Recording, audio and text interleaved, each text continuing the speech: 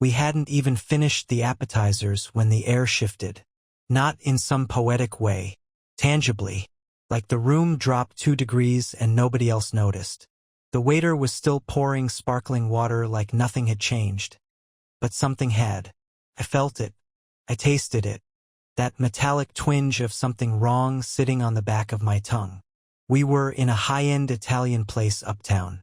One of those places where they charge you $20 for bread and call it artisan. I made the reservation 3 weeks earlier. Called twice to make sure they remembered the corner booth with the ivy-wrapped trellis and the little lantern flickering above us. I wanted the night to be perfect. 10 years together, and I was trying to remind her that she still mattered. That we still mattered. That despite her pulling away, despite her sudden, quiet evenings locked in the guest room, working late, despite how her phone became an extension of her palm, I was still here, still fighting for the version of us we started with. She wasn't listening. Not really. She sat across from me, scrolling through the menu like it personally offended her. When I tried to make a toast, she blinked twice and said, "Wait, sorry, what did you say?" I brushed it off. Chalked it up to stress. Again. But then dessert came. We weren't even talking by then. Just occasional eye contact and small grunts about the food. I tried. God, I tried. I leaned in, smiled, told her she looked beautiful tonight, and she did, in that cruel way beautiful things sometimes carry a hint of danger. She didn't smile back. She just sighed. Set down her spoon. Looked at me like I was a stranger sitting in the wrong seat. "I've been sleeping with someone else," she said, tone flat as the empty plate between us. The world didn't crash. It didn't explode. It just paused. A long, deafening pause where the clink of cutlery from other tables felt like a live orchestra playing at my funeral. And then she added, "For 2 years. 2 years. You know how people say they go numb? That didn't happen. I felt everything all at once. My ribs tightened like someone tied steel wires through them. My skin buzzed, but my hands were ice cold. And my vision tunneled, not like passing out, but like the world had zoomed in on her face, and the rest didn't matter anymore. "Why now?" I asked. My voice didn't sound like mine. It was low, detached, like I'd stepped out of my own body to observe this circus. She shrugged. She shrugged. Like it was weather. I didn't want to keep pretending. It felt stupid. Especially tonight. You know what tonight was? Our anniversary. The 10th. 10 years, marked by her calmly telling me she'd been betraying me since the 8th. Like that part didn't count. Like we'd been on a trial run, and she finally got the results. I looked around the restaurant. No one noticed. No one cared that the man in the corner booth was having his world turned inside out with a single sentence. "Does he know you're married?" I asked. She didn't answer. Instead, she reached for her wine again, took a long sip, looked past me like she was checking the time. I don't remember what I said next. My mouth moved, I know that. I think I asked if she loved him. Or maybe I asked if she ever loved me. I don't know. The details blurred because all I could see was the way she didn't even look guilty.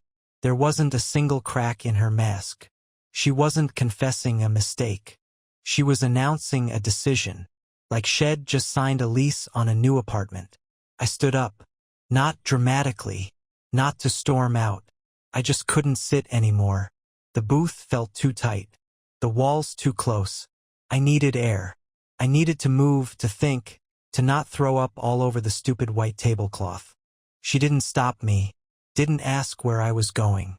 Just went back to her dessert. Can you believe that? The woman who just torched our marriage went back to her chocolate lava cake like she'd earned it. And that was the moment I realized this wasn't some impulsive confession. She wanted to tell me. Tonight. At that table. In that place. She planned it. I sat back down. Not because I forgave her. Not because I was calm. I sat back down because I refused to give her the satisfaction of ending it on her terms. If she was going to throw away everything we'd built like garbage off a bridge, I was going to watch her do it with her own hands. Every lie, every smirk, every rehearsed little phrase she thought would somehow soften the gut punch she just delivered. She glanced up, surprised I didn't storm out. Her lips twitched, almost like she wanted to say something, but she didn't. She reached for her phone instead, just casually checked the time. That broke something in me. Is he waiting for you right now? I asked. My voice was quiet, but my hands were on fire beneath the table. She blinked, slowly, that same infuriating calm. Then, a slight tilt of her head. Not tonight. Do you usually see him after we eat together? Or do I just warm you up for him? I didn't shout. I didn't raise my voice. I wanted the words to be surgical. I wanted her to feel them slice. She exhaled, long and deliberate. Don't make this dramatic. It's already been hard enough. Hard for you. She nodded, and I swear to you, the way she looked at me in that moment was like she was the victim. She actually had the audacity to look exhausted, like I was the one dragging this out. You think I wanted this to happen? You stopped seeing me years ago. That's when I realized. She wasn't sorry. Not even a little bit. She wasn't here to confess. She was here to blame. You've been cheating for 2 years, I said slowly. But it's my fault? She didn't blink. I tried. I tried to make it work. But you were always too busy, always too safe. Predictable. Everything was a routine with you. Work, dinner, sleep. You stopped trying. I just woke up one day and realized I felt nothing. You woke up, I echoed. And instead of talking to me, you started warming someone else's bed. The waiter came by to check on us. The poor guy had no clue what he walked into. I waved him off. She didn't even look up. I leaned in closer, locked eyes with her. What's his name again? Marcus. Where'd you meet him? Her lips curved just barely. Work. We were on the same account for a while. Things just happened. Things just happened. I repeated her words like I was tasting poison. Was it the first trip out of town? Or did you wait until the second? She didn't answer. Which was an answer. My head was spinning, but I needed to know. I needed the truth, no matter how filthy. Does he know you're married? She rolled her eyes. Of course. He knows everything. So he knew. And he didn't care. Neither did she. 10 years of loyalty erased by someone who saw our vows as a speed bump. And the worst part? She wasn't hiding it. She'd chosen tonight, our anniversary, to come clean. Not out of guilt, not to rebuild anything, but to finalize it. Like this was a performance. Like I was just here to close the chapter with some kind of twisted ceremony. I sat back in my chair. Numb. My stomach churned. I imagined every single night I waited up for her to come home, late from work. Every business trip she swore was exhausting. Every time she turned away from me in bed and whispered, I'm just tired. She wasn't tired. She was elsewhere. I clenched my jaw, held her stare. Why now? Why tonight? She didn't flinch. Because I can't pretend anymore. And I didn't want to lie to you on a night like this.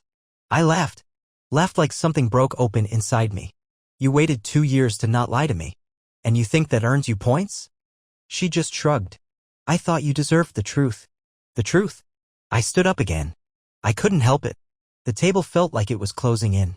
You gave me the truth when everything was already dead. You buried the body and now you want to confess because the cleanup's over. She looked annoyed now. Annoyed. Like I was dragging this out too long. Jake, please? We don't need to turn this into a scene. That did it. I leaned in, both hands on the table. You turned our marriage into a scene. I'm just reading the credits. She looked down at her empty plate and whispered, you were always too emotional. I grabbed my coat. My hands were shaking, not with sadness, not anymore, but something deeper. Rage, maybe? Or clarity? Or both? As I turned to leave, she said one last thing. Soft. Almost pitiful. I hope someday you'll understand. I stopped, not turning around. I do understand, I said. You're not sorry. You just got tired of hiding it. Then I walked out. But I didn't go home. Because she wasn't going home either. I didn't drive home. The car was parked just a block away. But I walked past it without even glancing. The night felt jagged. The city too loud. Too full of strangers who had no idea a man was walking among them, dragging behind him the smoking remains of his marriage. Every sound felt like static. Every face like fog. My feet carried me without plan. Like I was trying to outrun the taste of her voice. 2 years. She was sleeping with someone else for 2 years. And I'd missed it. Or maybe I let myself miss it. That thought haunted me as I wandered through the empty streets. I ended up at a bar. Not the kind we used to go to, no, this one was darker, messier, the kind of place where broken people sat with their backs to the world. Perfect. I ordered a bourbon, neat. Drank it too fast. Let the burn remind me I was still alive. My phone buzzed. I didn't want to look. But I did. Of course I did. Her name. Just one message. Please don't do anything stupid. I stared at that screen for a long time. Like it was a puzzle I could solve if I just tilted it the right way. But no, there was no hidden meaning. Just the usual cool, condescending tone dressed up as concern. The same tone she used when she told me the dishwasher was loaded wrong. Or when she told me I shouldn't wear that shirt to her office party because it looked a little too college. Don't do anything stupid. Translation, don't embarrass her. That was what this was all about. Her image. Her control. She'd come clean at the perfect moment, her moment. Said her piece. Wiped her hands. And now I was expected to behave. Be a good little puppet even in the exit. I ordered another drink. Slower this time. I didn't need to drown. I needed to think. And then something clicked. Marcus. She said he knew everything. That means he knows about me. Knows about the marriage. Knows she's been cheating. That he's the other man. And yet, he's fine with it. Comfortable enough to keep seeing her for 2 years. That's a long time to play side piece. Unless he doesn't think he is. Unless she's telling him something else entirely. I left the bar. Didn't pay. Just dropped cash and went. I wasn't going to let this end on her terms. Not anymore. I called my friend Mark. He's in tech. Works security systems, IT stuff. Quiet guy, but loyal as hell. I told him I needed a favor. He didn't ask questions. Said he'd call me back in 10. While I waited, I drove. Not home. To her office. It was late. Nearly midnight.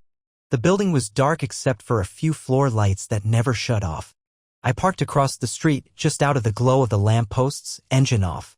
My phone buzzed again. This time it was Mark. Sent you a file, he said. Took some digging. Found a shared Dropbox folder tied to her work email. Didn't touch anything. Just looked. You're gonna want to see it. I opened the file. And just like that, a new chapter began. There were screenshots. Emails. Meeting invites. Photos. Not those kind, but still intimate. A coffee mug with his name on her desk.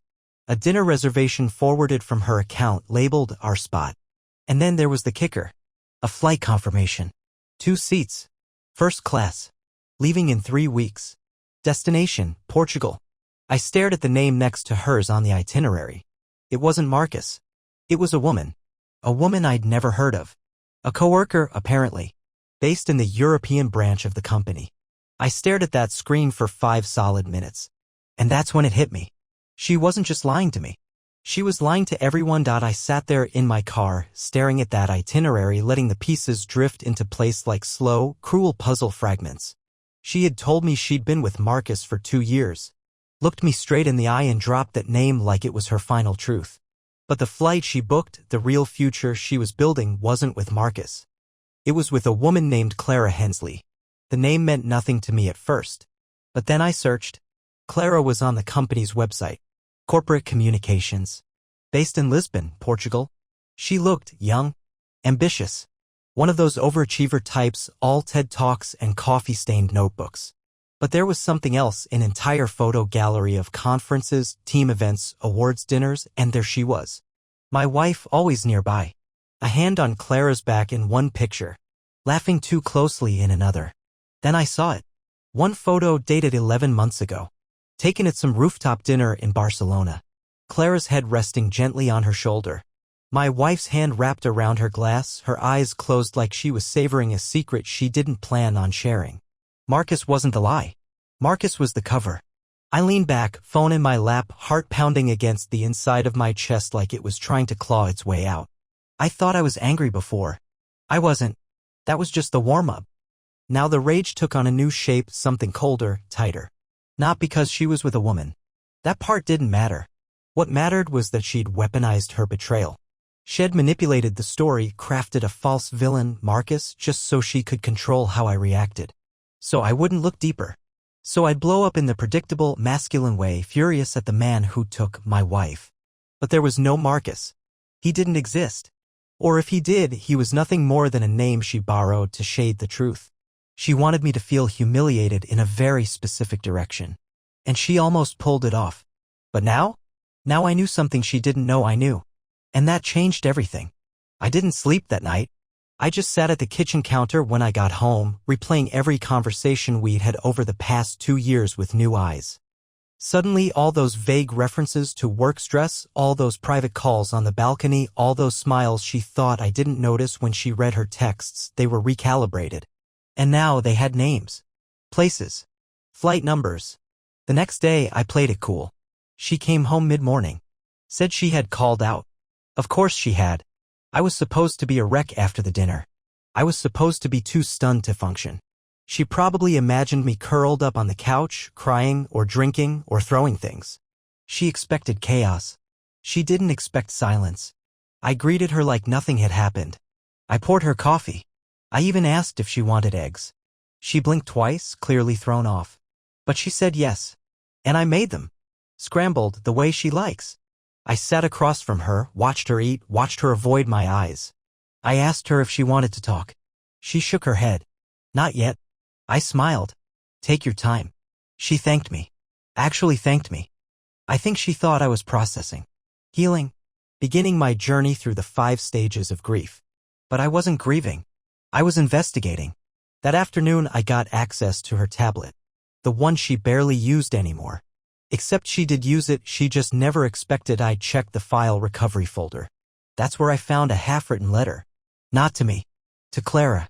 Some melodramatic mess about leaving the old life behind, stepping into something honest, and building a life not defined by compromise. And this line, I told him about Marcus. He didn't ask many questions. I think he knew something already. I laughed out loud. The arrogance. The precision. She was running a 3-layer con and congratulating herself for how smoothly it was going. Except it wasn't smooth anymore. I had questions now. Big ones. And I had no intention of keeping them to myself. That night, I told her I wanted to talk. She seemed surprised but relieved. Sat across from me on the couch like she was gearing up for a difficult but necessary conversation. I looked her right in the eye. Calm. Centered. You said Marcus, I said. She nodded slowly like she was about to perform. I kept going. But it's not Marcus, is it? She froze. For the first time in 2 days, the mask cracked. A flicker of something panic? Confusion? Calculation flashed behind her eyes. She hesitated. That was her tell. Sorry, she said. I stood up, picked up the tablet from the side table, held it in both hands. You should clear your trash folder more often, I said. You're not as careful as you think you are. She didn't move, didn't speak, but her knuckles tightened on the couch cushion. I handed her the tablet. Let her read it for herself. Her letter. Her confession to Clara. You lied to me about the lie, I said, watching her. She was quiet for so long I thought maybe she'd snap. Scream. Deny. Cry. But instead, she set the tablet down gently. Looked up. And then, in the coldest, most deliberate tone I've ever heard from her mouth, she said, So what are you going to do about it? Not, I'm sorry. Not, let me explain. Not even, you're right. Just that. A challenge. And that was the moment I realized she never saw me as a partner. She saw me as an obstacle, contract, a delay on her personal timeline. And now she was just waiting to see how loudly I'd fall apart. But I wasn't going to fall apart. I was going to dismantle everything. There's a specific kind of silence that settles in a room after someone dares you to become your worst self. It's not dramatic. It's surgical, cold, clean. Her words hung in the air. So what are you going to do about it? Like a test she already knew she'd pass. Like I was too weak, too scared, too small to respond with anything but hurt feelings and retreat. I didn't retreat. I smiled. The first real smile in days. Because now, I had her right where I wanted her, exposed, off balance, and finally out of control. You know, I said, slowly pacing the room like I was giving a lecture. For someone who lies as often as you do, you really don't think 2 steps ahead. She crossed her arms, still trying to hold onto whatever illusion of power she thought she had left. Don't talk down to me. Wouldn't dream of it, I replied, turning toward her. But I do want to walk you through a few things. Since you brought up the question, what I'm going to do about it. I grabbed my laptop. She watched me without blinking. Still that coiled, silent confidence. But her posture had shifted. She was leaning back now. Less defiant. More cautious. I could see her breathing shallow. I opened the screen, pulled up the folder Mark had sent me. The screenshots. The emails. The flight. The photos. Everything. Then I pulled up her calendar. Synced to her office account. There it was. The date. The false client meeting in Chicago that she wasn't going to attend. Because she'd be on a plane to Portugal. With Clara. I spun the laptop around and slid it in front of her. She didn't look at it. I'm going to send this, I said. To your boss. To HR. To Clara's director. And to her husband. That one hit. A flicker of surprise. She blinked. Didn't know about that, did you? I said, voice calm, steady. Yeah. Clara's married. Found her registry. She and her husband bought a house in Lisbon last year. Real nice place. Solar panels and everything. I leaned in. See, I wasn't going to go nuclear. I was going to walk away. Quiet. Civil. But you didn't want civil. You wanted a scene. So let's give you one. Still, she said nothing. Her eyes flicked to the screen.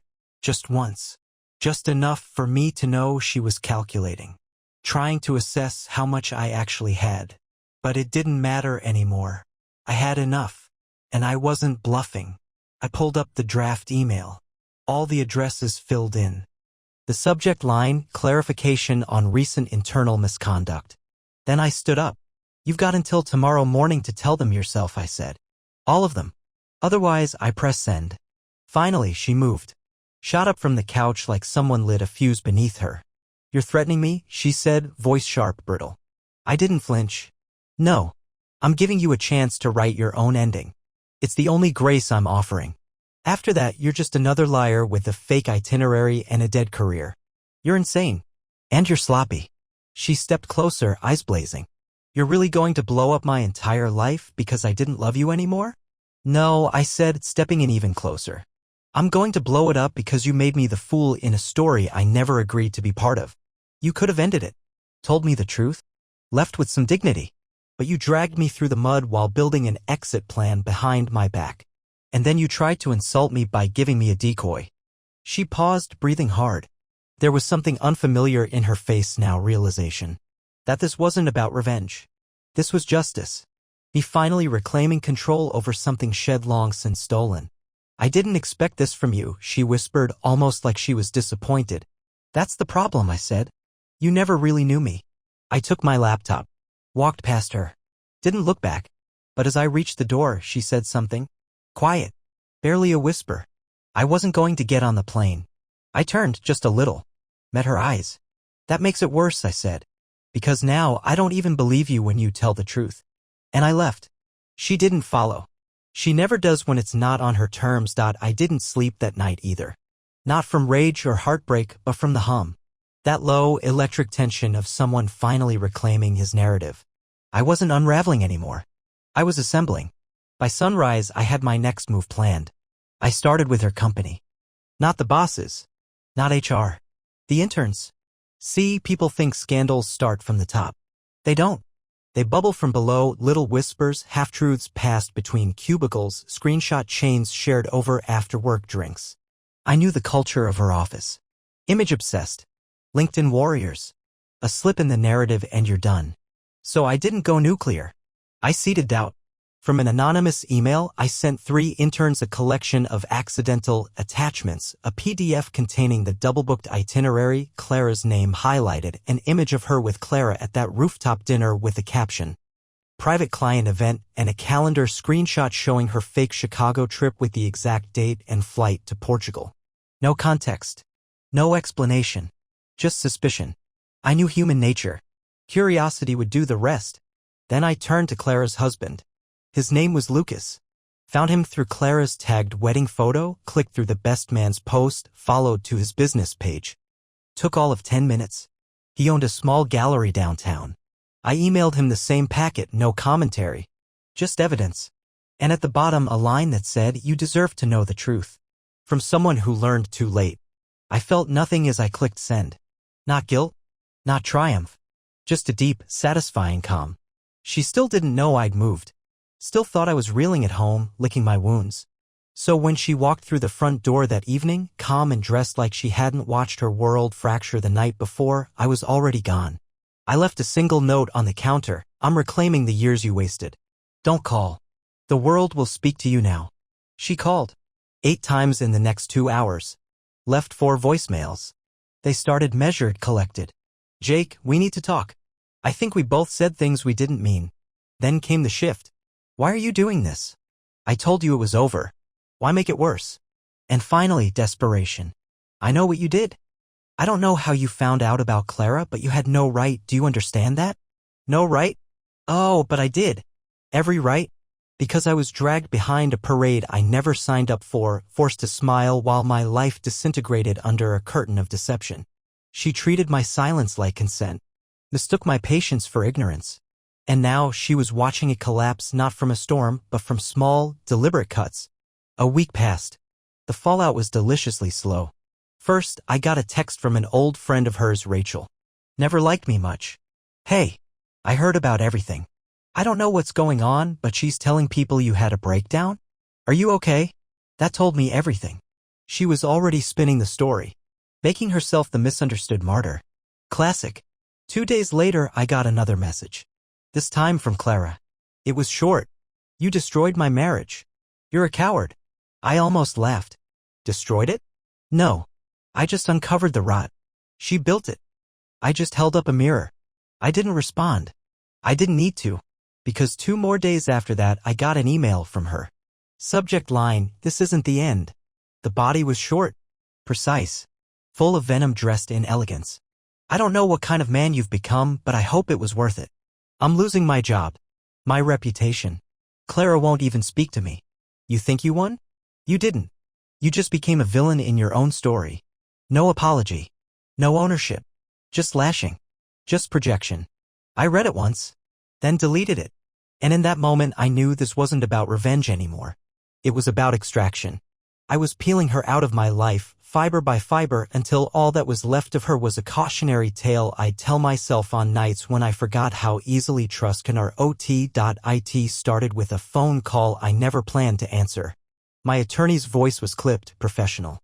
"She's filed for mediation," he said. "Wants to divide assets quickly. Minimal exposure. No court." Of course she did. A courtroom meant public records, statements, discovery. It meant exposing the full timeline of her betrayal under oath for someone else to dissect. Mediation was her way of trying to keep the mess contained, polished, quiet. She wanted to sneak out the back door of a burning house without anyone noticing the smoke. I told him to accept. Then I started preparing my own terms. See, most people think divorce is about who gets what. Money, property, maybe custody. But it's not. Not really. It's about narrative. Who gets to walk away wearing the white coat, and who gets framed as the emotional arsonist. She wanted the coat. She expected it. I had something else in mind. The first meeting was cold. Conference room downtown. Long glass table. She walked in like she was headed to a board meeting. All neutral tones and a face wiped clean of expression. Her lawyer looked tired. Probably had already heard every sanitized version of our history. I didn't look at her. Just opened my folder. Spread the contents like a gambler laying down a royal flush. Timeline. Evidence. Communications between her and Clara. The itinerary. The fake Marcus emails she created to cover her tracks. Yes, I'd found those too with help from Mark. Dummy addresses. Just enough digital dust to prove she tried to engineer the narrative. Her lawyer saw the documents. Then saw her. I watched his jaw tighten. He leaned over, whispering something. She didn't respond. Just looked at me. Cold, still, but different now. That glimmer of superiority was gone. I passed a sheet across the table. My terms. Not unreasonable, but absolute. She keeps her name. Her car. Her personal accounts. I keep the house, the investments, the savings we built together. No spousal support. No claims. No disputes. And one more line bolded. Party A agrees to relinquish all public statements regarding the nature and dissolution of this marriage, verbal or written, digital or otherwise. She read that last part 3 times. This is a gag order, she said quietly. No, I said. It's a muzzle. Her lawyer asked for recess. They stepped out. I stayed. 15 minutes later, they came back. Faces tight. No eye contact. She signed. Not because she agreed. Because she lost. And she knew it. We left without speaking. Not a word. She didn't even try one of her signature guilt grenades. Not this time. She knew they wouldn't stick. I'd become something she didn't recognize, a man who stopped flinching. But the real bridge burn came the next day. She still had access to a joint storage unit, one she thought I'd forgotten. Inside, all our old photo albums, keepsakes, wedding videos. That sentimental archive she figured I'd be too emotional to destroy. So I went. Cleaned it out. But I didn't burn anything. That would have been too easy. Too symbolic. Instead, I boxed every memory into labeled containers and had them delivered to her office. Not her house. Her office. The front desk receptionist had to call her down in front of coworkers. The intern she mentored had to help carry the box of our wedding album. The finance guy she had coffee with every Tuesday saw the envelope labeled vows. I wasn't trying to embarrass her. I was reassigning ownership. You built the lie, now you store the artifacts. I changed my number the next morning. Deleted her contact. Blocked every mutual friend who hadn't already chosen a side. You know what happens after silence? People fill it. Whispers start. Tiny, curious cracks in the polished surface she spent years maintaining. Once pristine, now flawed, once untouchable, now questioned. Because when someone like her falls, it's never sudden. It's cumulative. Like dust collecting on glass until everyone finally notices they can't see through it anymore. I didn't speak. I didn't make a post or tell some sob story over beers. I just existed intentionally. I showed up where she used to take up space. Not loudly. Just enough. I ran into Rachel, the friend who texted me weeks ago in line at a bookstore. She started with small talk like she wasn't trying to fish. But I could see the questions behind her eyes. She was dying to know the truth. She's not doing great, Rachel eventually said, feigning concern. I heard she's taking some kind of leave from work. Just between us. I smiled. Everyone needs time to reflect. She blinked. Paused. You're handling this really well, she said. No, Rachel. I'm not handling it well. I'm handling it intentionally. Because silence, when used right, isn't retreat. It's strategy. And I'd let her make the noise first. Let her try to weaponize the breakup. She played victim. Claimed we grew apart, that I was emotionally unavailable. The usual story you tell to make betrayal sound like a wellness journey. But her problem? She told it too soon. Too confidently. And then reality caught up. The whisper trail I started? It reached the right ears. And one of those ears belonged to her own boss, who, after being sent enough anonymous tips about improper conduct and questionable client interactions, decided to investigate. She didn't get fired. She got sidelined. Same title, different projects. Less client exposure. Less travel. Less Clara. I didn't celebrate. There was nothing to cheer about. I just sat in my new apartment, boxes half opened, unfamiliar walls, and finally let myself feel the edges of what she took. 10 years of my life.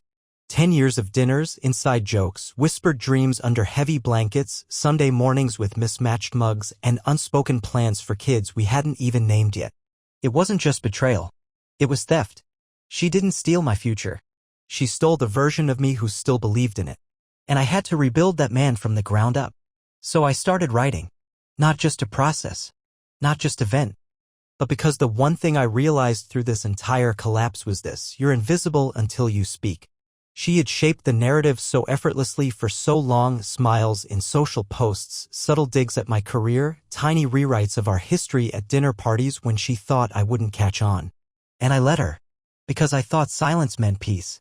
But silence in the hands of a manipulator becomes permission. So I posted. Anonymously at first. Then more directly. I didn't name her. Didn't need to. I just told the truth. My truth. The real version. Piece by piece. Not to shame her, but to reclaim myself. Not with vengeance. With clarity. And the response? Massive. Hundreds of comments. People saying it mirrored their own lives, their own implosions, their own unravelings. And it hit me, there are thousands of us walking around in the aftermath of someone else's story, still haunted by a lie we were never meant to find out. So I kept posting. Not to dwell. To document. I didn't become bitter. I became loud. She tried to clean the mess, but not the way you'd expect. No apology. No reconciliation. Just quiet, calculated damage control. It started subtly. My posts, by then reshared across forums, tagged in threads, even quoted in articles about emotional manipulation, began disappearing. Not all at once. Just enough to notice. My most shared entry vanished from 3 platforms overnight. An email came through from one admin, citing a vague report of defamation. Even though no names were used, I knew it was her. She was scrubbing her digital reflection like a stain on glass. But she was too late. The story had already outgrown the storyteller. I had receipts, timestamps, screenshots backed up across drives. I filed counterclaims, presented proof, and the platforms restored the content with apologies. But the real confirmation came when I got a message from an old coworker of hers. Sam. We barely knew each other, but he'd always struck me as observant. The kind of guy who watches the room before he speaks. Hey man, he wrote. Don't want to stir anything, but she's been having meetings about some reputation issues at work. She's blaming a former relationship. Just figured you should know. It's getting dramatic. I thanked him. I didn't ask for details. I didn't need to. She was spiraling. Not publicly. Never publicly. But inside, behind her curated social media smiles, she was starting to crack. Because people weren't buying it anymore. The version of her she sculpted, the poised, progressive, it's complicated but I'm healing persona, was starting to look performative. And that terrified her. Because women like her don't fear being wrong. They fear being exposed. So she launched her final act, reinvention. Within days, her profile shifted. A new bio. Empowerment quotes. Suddenly she was an advocate for navigating painful transitions with grace. She even started a blog. The first post? A syrupy piece about moving through betrayal with compassion. I read it 3 times. Not out of pain. Out of fascination. She'd flipped the script. I was no longer the emotionally unavailable husband. I was the unfaithful one. A secret storm she'd survived. She never used my name, but the subtext was clear and dangerous. She turned her manipulation into content. But here's the thing she didn't realize. She'd played herself. Her own words from her own deleted drafts, her travel records, her photos with Clara, they told the real story. And unlike her, I hadn't altered a single thing. My writing wasn't fictionalized. It was timestamped, traced, tied to truths she tried to bury. So I did one final thing. I published everything. Every entry. Chronological. Unedited. With footnotes. Not just as posts, but as a book. Self-published. Quiet. Under a pen name. It wasn't revenge. It was release.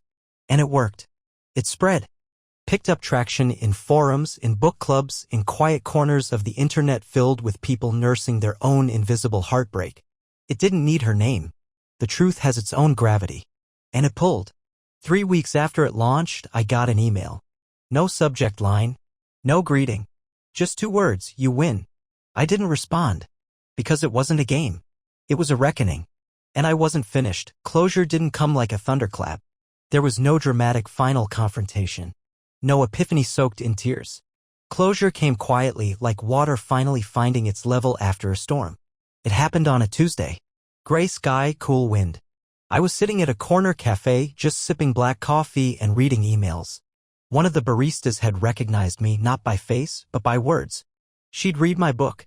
You're him, right? She asked, voice cautious, like she didn't want to intrude. The one who wrote about the long goodbye. I nodded. She smiled. Just that. No fanfare. Just someone who saw me not for what happened to me, but for what I did with it. That was the moment it hit me. I wasn't a victim anymore. I was an author. Not just of the book. Of my story. My life. Because here's the thing nobody tells you about betrayal. It doesn't end when they leave. It ends when you stop letting them edit the narrative. She tried to rewrite history, reshape her role, rinse her hands of the filth. But in the end, she couldn't undo what she did. Because truth, real truth, has a spine. And it stands. In the months that followed, her career dimmed. Not because I destroyed it. I didn't need to. The version of her she tried to market no longer matched what people had seen. And in industries like hers, discrepancy is death. I, on the other hand, found clarity. Quiet, sometimes lonely, but sharp as glass. I learned to enjoy silence, to find peace in unremarkable mornings, the kind where nothing hurts and nothing's missing. I traveled, alone at first, then eventually not alone. I met someone, not a rebound, not a cure, just a person, someone who didn't need saving, someone who didn't need to be impressed, someone who asked me how I like my eggs instead of assuming.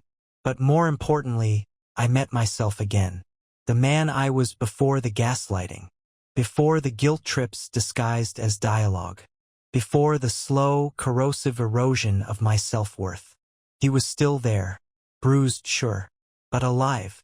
I don't think about her anymore, not like I used to, not with rage or longing or even resentment, just a soft, distant echo of what could have been, and a deep, unwavering gratitude that it never was. Because if she hadn't broken me the way she did, I never would have learned how to rebuild. And if anyone reading this is where I was, half awake in a life shaped by someone else's lies, listen closely. You don't need their apology. You don't need them to see your worth. You don't need revenge or even justice. You just need truth. And once you find it, stand inside it. No matter how small or shaky it feels at first, stand. The house may be gone. The future may look different. But you're still here. And that means the story isn't over. It just changed authors.